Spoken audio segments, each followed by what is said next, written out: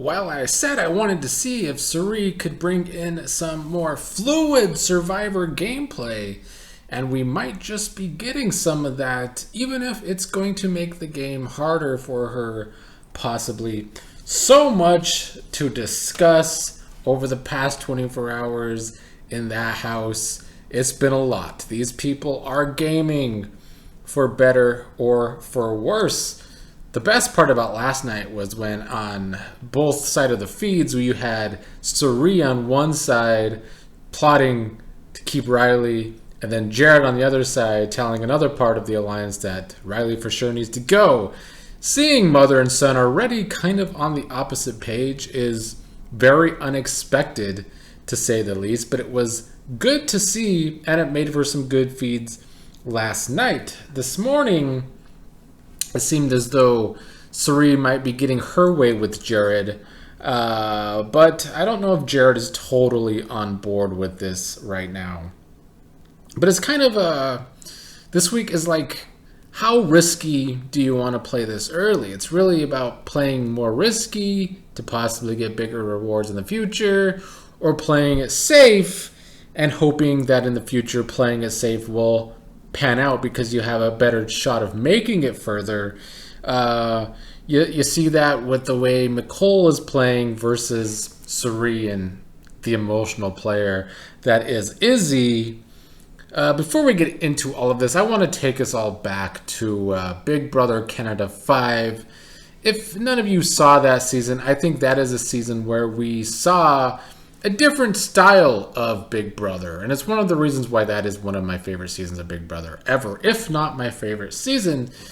You had a player like Aika who was constantly poking holes or completely shattering the power structures that season. Whether she was in the power structure or not, she was always trying to crack power structures, and it worked for her. It was a very risky game, a sometimes messy game, but it worked for her to get far into the Final Four. She lost at the Final Four because she couldn't win a competition to save her life. And then on the other end of that, you had Kevin, who wanted to keep power structures. And unfortunately, every time he tried to build his own power structure, it all eventually fell apart. And yet, despite the power structures falling apart all season, he won the game regardless. Those are two different sides of the game of when the power structures are falling apart, but both players made it far in the game, and one ended up winning the game. I bring this up because I feel like we are kind of in that same predicament where a lot of Big Brother fans are so scared or shocked or don't understand Suri's gameplay here. But for Suri, I do feel like this gameplay works for her. Now, some other people she's trying to convince in this alliance, I don't think it's smart for them. I also think there is an aspect of Suri's game right now that I totally think is dumb, but it's not as dumb as some of the fans are wanting it to be. Because for Suri, who is a great social player, she can maneuver herself in this game. I said this with Alex yesterday, that if Suri is to keep Riley and then get out Hassam, I don't think that hurts Suri's spot in the game. Now, does it make it a little more challenging because she's going to have to constantly be on and constantly be plotting? Sure. But I do think she can do that. But I think something else that gets missed in this discussion is the other side of the coin. When it comes to always building these big alliances in Big Brother, there's always people within that alliance that are completely expendable or just at the bottom, period. I think Big Brother 20 is a good example where you had Rachel eventually get turned on and go out. You had Winston go out early in that game because there was a split house. There are people on the other side in a big alliance always expendable. Even Brett, who tried to think he was in a good spot in that alliance, was not in a good spot in that alliance. People in big alliances are sitting ducks. This is true. Now, do I think that Izzy and Suri are sitting ducks right now with Hassam? Probably not. I think they are overdoing it a bit, to say the least. Izzy in general, just a very emotional player.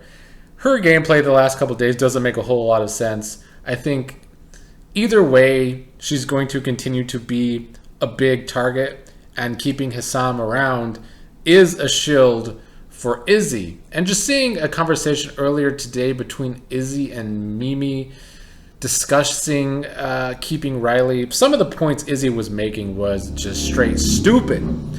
Saying that they should keep the alliance going until Final 9, meaning you're going to keep Riley, Matt, Jag, and Blue up until Final 9, and that's when it's going to be 5 versus 4. I think that would be very dumb. I think the reason this plan isn't that bad is because it is only 4 people. And after this week, or even if Hussam goes, it's still what? That would be 13 people left.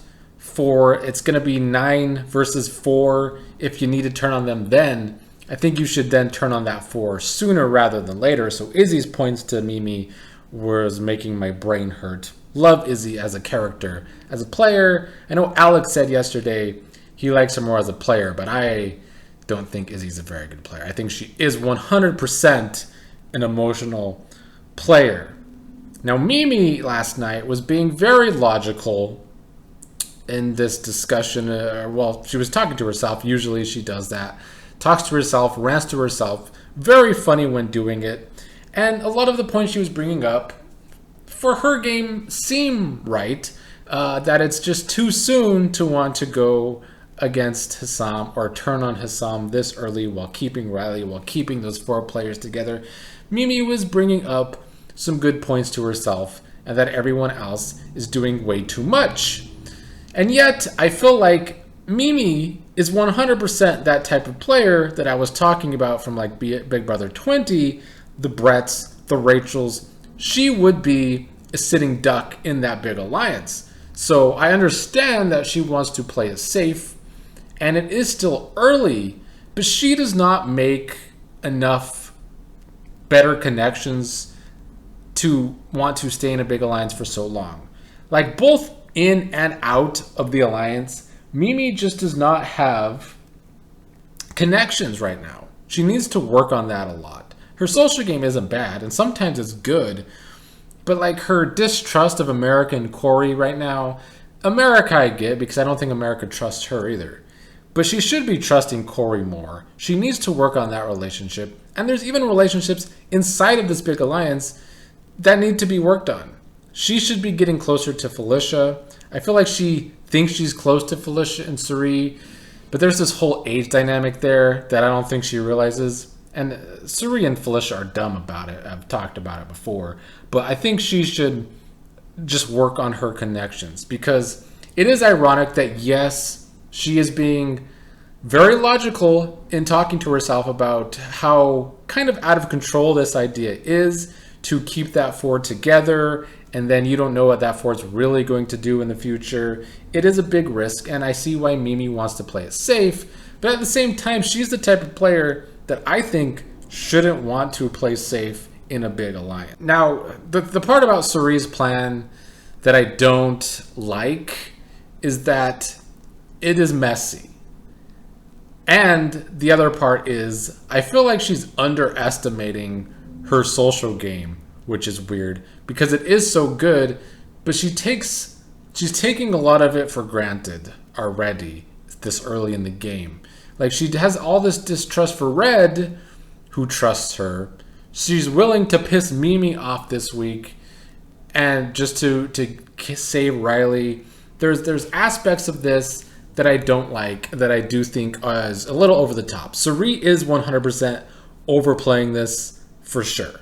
If she could have gotten more people on board faster, or just waited a little longer to get more people on board, like Mimi, like Red, I think instead she kind of went to an extreme where, hey, now we got to make a new alliance consisting of the 4 of Matt, Jag, Blue, and Riley, and then herself and Izzy, and then like Felicia, America, Corey, Jared. Like, why are we building yet another big alliance? it's kind of giving me a little bit of Tiffany and Claire, and that certainly didn't work out for Tiffany and Claire in Big Brother 23, now did it? So Cirie is overplaying this week. Now, it's making for good TV, and she even talked about herself how she thinks fluid players win these games. Now, I think she's thinking about Survivor here. Fluid players often win Survivor. But in Big Brother, this power structure for the past decade or more now, where you just build a big alliance and stick to that big alliance, it's boring and I hate it. It works for people on top of those big alliances. My hope here is that Cirie can change the game and show that you can be more fluid. People are panicking, though, that this isn't going to work out. I'm not panicking for Cirie here, though. Keeping Riley was always best for Cirie's game. I think Riley has wanted to work with Cirie this entire time.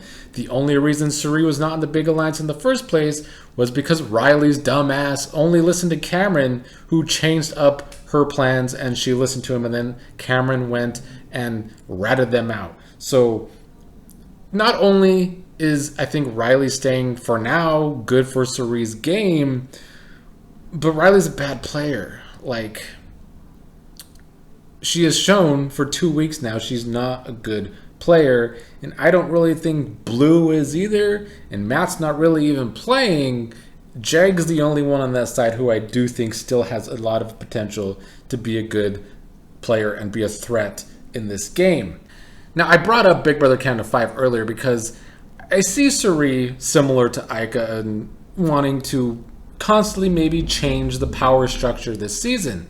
It's very Survivor-like. It's very, you just roll with something different each week. Certain Survivor seasons have been that way. Now, something that helped Ika and BB Can 5 was a showmance. That is a big part of the reason Ika was able to play the way she did and get far. But you see, Cirie might not have a showmance, but she does have her son in the game. And I think that already gives her help in playing kind of fluid and wild this season, and maybe constantly breaking up power structures, even if you help build them. It will be interesting to see if that is something that keeps going down. Cirie is also just kind of not listening to some of her alliance members and kind of just becoming Hassam, which is her excuse to go after Hassam. She is faulting socially rather than seeing that her social game is doing well. I mean, Cirie kind of always plays like this in early Survivor, honestly, trying to flip something big over so that she's kind of insulated everywhere. And it's probably going to work for her this time if this goes through. But at the same time, in Big Brother, the power structure of HOHs is different. You don't want to piss off the wrong person. And some of these tense conversations tonight, I feel like she is like a step away of not playing like Cirie and trying to play like Boston Rob of Survivor, which is terrible gameplay. Boston Rob could never win Survivor except for the time that production rigged it for him to win. So playing like Boston Rob, trying to kind of be the kingpin of an alliance, and that you have to break them down and make them do what you want to do, I don't think that's going to work for Cirie. So for Cirie, in my opinion, the plan to keep Riley was always the right plan for Cirie. It was always going to be hard for her to go about this the right way, though, and currently I think she is overplaying it, but she's getting her way for now. Something else being lost, in my opinion, on this week, and that Cirie's doing too much, which she is now, but I don't feel like there's actually enough blame on Hassam going around for how terrible he has been as HOH. Somebody who has been talking a whole lot of shit about Riley's HOH last week, and then not only does the same exact thing, but his ego is so big that he's not letting people finish sentences when he's talking to them in the HOH, and he is giving some wild speech at a veto ceremony, which I appreciate because at least it's supposedly drama. I think it's going to be not even harsh at all when we see it on television. And the edit's going to be so annoying because they're going to paint Riley as a victim, and I'm going to hate that. But Hassam doing all of this is just a bad HOH. he is doing a terrible job, and he is mostly to blame for his own alliance wanting to blindside him this week in what would be one of the biggest blindsides an HOH has ever had. That's how terrible he's playing, in my opinion. I do think, though, that there could have been more of an effort to talk to Hissam about the way he's been this week, about his ego, about how he's not letting people finish talking. Like this alliance, they want to plot. Their communication is always about plotting gameplay, but they could have taken the time to pull Hissam aside and try and talk to him about it. Now, sure, like I said, he has been cutting people off in the HOH and not letting them really speak to him. Nicole was one of those people. I do feel like if Nicole was so against this, then she should have been the one. Even today, they had a conversation. She could have been the one to try and get through to Hissam that the way he's been going about this has been rubbing people the wrong way. But nobody in this supposed alliance is bringing that up to him. Another thing getting lost in this and Surree's plan is that I think Jag has been putting it out there, trying to make more alliances without Riley. I do think Jag kind of realizes that his relationship with Riley was costly to his game early on here. So I have seen him today try and make an alliance without Riley in it. That didn't really pan out yet, but he did attempt that. So that to me shows that Jag is willing to also be fluid in this game, possibly going forward. I think he is the other one trying to be fluid with Surrey here, which I appreciate and I like. Now, he also has talked about with Felicia about his crush on America, which is wild to me, but I guess that's going to be some other showmance. I don't know. Grodner will work for these showmances. And Grodner wants Riley to stay, like I said yesterday with Alex. So I think Surrey might be working hard to make this change. But if anybody worked the hardest to keep Riley in this game, you best believe it was Grodner and the DR asking questions. Corey, another one interesting here. I said yesterday that if Karen stays, I felt like Corey might be in the best spot. But and that's because then the other side, which has never been another side because it's 4 people, the other side is now down to 3, so there's no real other side, and Corey can work and do his own thing. But it's kind of the same now, at least with the plan they're going with, that they're building some other giant alliance now that combines the 2 alliances in a way, minus Bowie and Red and possibly Mimi. Then once again, there's no real other side, and Corey can once again kind of establish himself in a good spot. I think Corey is doing a really good job. He's been rising more and more every day for me. He gets information. He does well with that information. Something a lot of these players don't do well. Corey also talks too much like the rest of the Gen Zers, but I think it's working for him. But yeah, Surrey versus Jared is interesting. I still don't feel, even though Jared has agreed to go through with this plan, the talk him and Corey had earlier tonight did not seem to me like Jared actually agrees with this plan. And I know Alex keeps saying that Surrey is playing for Jared and will help Jared win this game, but Surrey's playing for Surrey. This entire plan benefits Surrey only. Out of everyone trying to flip, well, it kind of benefits Corey, I guess, too, but I think either way it benefits Corey, like I said. But Surrey, it benefits Surrey. I don't even know if it benefits Jared. I think Jared's still in a good spot because he has been able to play both sides. And if this does go through, he needs to make his relationship with Jag very solid because I think Jag trusts Jared immensely. So, yeah, Surrey is playing for Surrey, not playing for Jared. Jared is also playing a good game, I think. I think with Surrey overplaying this week, Jared is playing a better game than his mother. I know Jared gets all this hate, and I too have been very annoyed with Jared throughout this game because he talks too much, like a lot of them. But he gets too much hate. I think people are trying to find reasons to hate Jared, and it's honestly really annoying.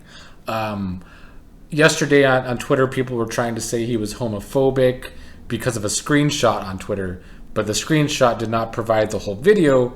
When Corey was dressed in Blue's clothing, the screenshot made it seem like Jared was just giving him dirty looks, when in reality on the feeds, Jared was laughing. And if he was giving Corey dirty looks, it's a reach to say it was homophobic. It could have just been dirty looks because Corey looked terrible in Blue's clothing. I would have gave Corey dirty looks because he's built like a friggin' spatula. That hate is kind of making me root for Jared more and more. I'm a Libra moon. It's what I do. I like to go against the grain and stir shit up. So if Jared keeps getting too much hate, like if you want to hate him because he talks too much and he makes a mistake in the game, fine. But if you're reaching to hate him, I don't want to hear it. And it's gonna make me a Jared Stan account if that's what we're gonna do. But in reality, I don't have a horse in this race right now, and that's making me enjoy the season. I don't care if Riley goes. I don't care if Cameron goes. I'm team mess. Honestly, if they save Riley, I want Hassam to win the veto next week and just really give us more mess. That's what I want from the feeds and the TV. Give me good TV. Give me more fluid gameplay. The one bad thing about Riley staying is that there's going to be a whole lot of Riley and Matt on the feeds, and they are already very boring. And if they actually do become more and more of a couple or a showmance, don't come bitching and moaning to me because we're getting a lot of showmance on feeds, taking away from seeing gameplay on feeds. Because I've been saying all week, I want Riley to go. I think Cameron staying is actually better feeds going forward past next week, because Riley staying, sure, it's going to give us an interesting week, kinda. I mean, if it's just everyone against Hassam, yeah, I don't like the guy, but it's going to be boring. So his reaction initially is going to be fantastic, but if he's just the house target, that's going to be kind of boring to me. So that's kind of why I'm team Hassam winning veto.